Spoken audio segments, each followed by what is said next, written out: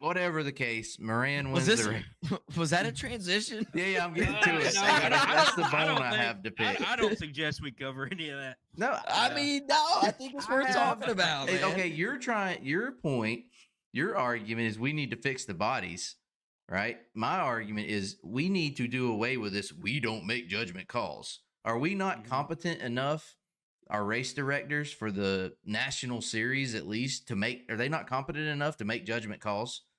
We're talking about. I don't know. Hold on, I think that here's the thing about judgment calls. Mm-hmm.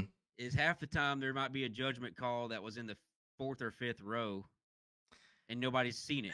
Yeah, but if it's for the lead and we got it on replay, we can. It's 2024. We all call the booth. Call the replay booth. Let's look at it. All right, look, real quick. What we're talking get the referees in their little thing where they look at it. Throw the flag. Blow the whistle and throw the flag. We are referring to what heat race was it? Heat three. I'm really mad because I picked Herb in my dirt draft. Right. So Dennis Herb is on pole of heat 3, heat 4. I don't even know what it was. And Garrett Smith's outside pole, and Herb does Herb things, being cliche here. And he goes in there, parks. I don't want to say parks it in the bottom, but he's keeping it in the bottom. Gonna dig off the bottom. Yeah. He's good at that, right?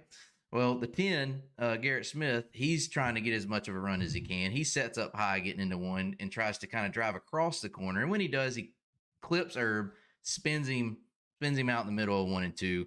No laps complete. It's a complete restart, right? Herb got spun out by the second place car. Yet they say, oh, only one car stopped. We're not making a judgment call. We don't make judgment calls in the World of Outlaws, the national touring series, the best of the best here. We don't have a race director that can make judgment calls. We can't do that. We can't make a judgment call. We can't look at that and say what happened. We're just going to put the one car that was on the pole that got spun out by the car behind him. He's got to go to the rear.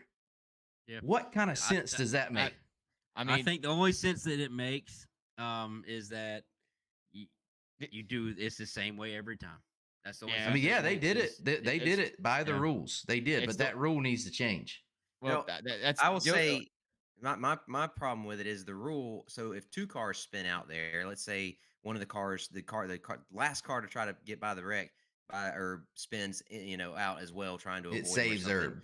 It saves Herb and out. But my problem with that is the whole reason you don't give one guy his spot back, but you'll give them their spots back if there's more than one, is to keep someone from just pulling up and stopping on purpose because they got a bad start, or looping it on purpose to get because they got a bad start. So that rule is there because of that, and this clearly was not the case, right? It clearly was not Herb causing a caution because he got a bad start.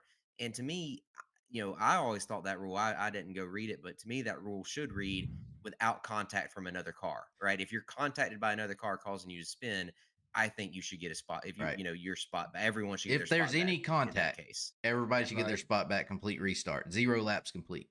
The only problem is it wouldn't have done Herb any good because there's no. Yeah, well, still, Well, my argument also is that we need, as a sport, you're talking about, Joseph, you mentioned earlier about getting away or doing something about these body rules. Well, we got to do something to have consequences for someone spinning somebody.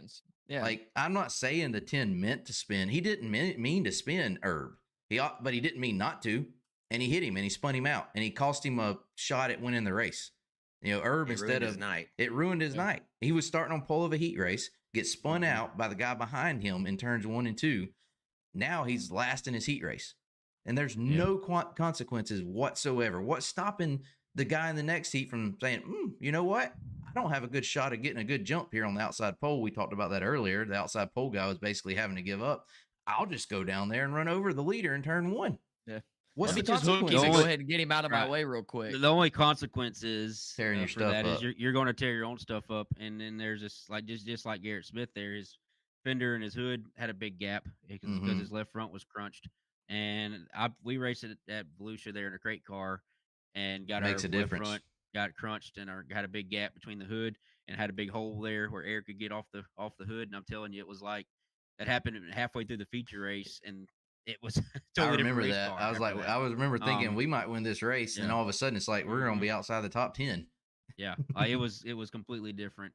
So that's what's going to stop you, and just like Garrett Smith there. I think what he finished third in the heat. Yeah. If he gets in behind Herb, he probably runs second. Yeah. So, but ultimately, he still transferred, wrecked the Right. guy. Herb without a provisional doesn't make the race at all tonight. Right. Exactly. You know, so, I mean, it's unfortunate. I don't know that there's ever going to be a difference, just because nobody wants to have judgment calls, because judgment calls open up a door. You know what I mean? Yeah. You're going to have comment you're here. gonna It have opens up a somebody that can was of like, worms. Yeah, you're just gonna have somebody's like, well, y'all didn't see what happened to me, and it's like, no, we didn't see what happened to you. And well, you're racing know, for so, ninth in a heat race. No, we didn't see that. Like, well, I get it. right. That person's mad about it, but let's all have some common sense. You know? There's the thing about racing. Yeah, that's out the window. Everybody has to be, have a little bit of, common sense just to go do it and spend the money it takes to be there. How much? Okay, I'm gonna watch football tomorrow, right? I'm gonna watch the playoffs. I'm gonna watch racing too. But how much time am I gonna sit there while the referee's looking at a replay to get it right? To try to get it right. Why can't dirt racing spend? It wouldn't have taken us. I mean, I guarantee you, the race director saw it. Like, he knew. Oh man, this sucks for her. I guess the different what you'd have to have is just cameras. Yeah. All throughout the field, catching whatever happened.